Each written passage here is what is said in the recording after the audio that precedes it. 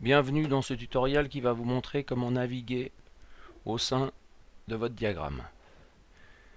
Donc, au niveau du diagramme, vous avez la possibilité d'avoir plusieurs pages. Donc ici, dans cette barre-là, vous allez vous retrouver avec la barre de navigation des pages.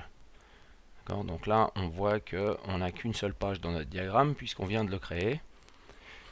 Alors, on peut bien évidemment créer une nouvelle page à partir d'ici, et puis on va le faire. Donc à ce moment-là, on a une nouvelle page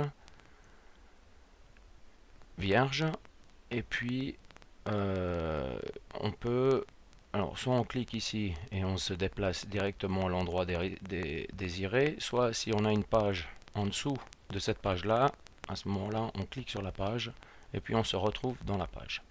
Alors ce qu'il faut savoir aussi, c'est que il y a des composants qui automatiquement intègrent des pages. Alors c'est le cas des processus. Un processus, donc là on va créer un processus, on va l'appeler processus test.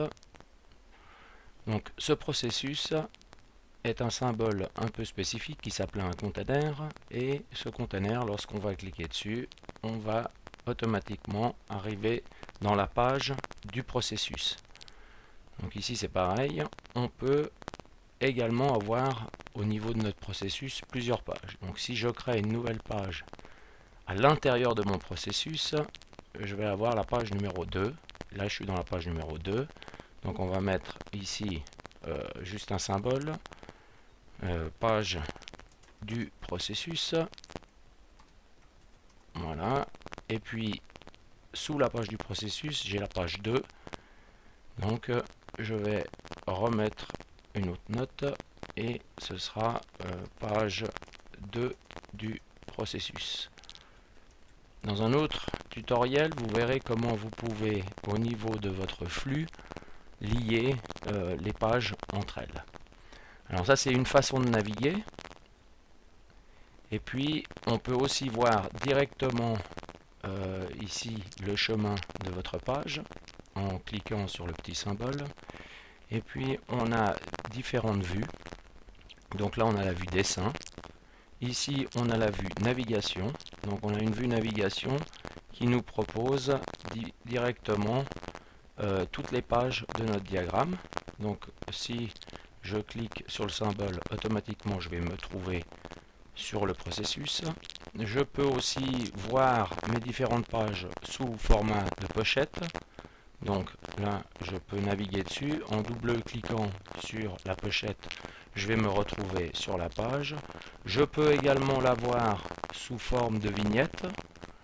Là, c'est la même chose. Je clique dessus et je me retrouve dans la page.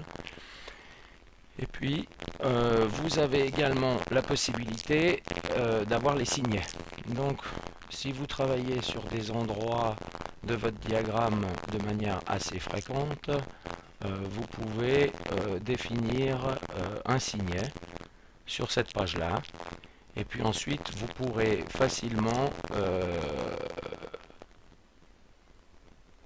vous pourrez vous déplacer directement sur cette page-là. Donc par exemple ici, je vais simplement mettre cette page dans les signets. Ensuite, vous avez la possibilité de supprimer le signet, de vous déplacer d'un signet à l'autre. Ici, je vais remettre un autre signet. Et puis dans ma vue des signets, je vais retrouver uniquement les pages que j'aurais placées sous forme de signet. Et je peux me déplacer d'un signet à l'autre directement. Voilà, je vous remercie d'avoir suivi cette vidéo et je vous propose de me rejoindre pour le prochain tutoriel.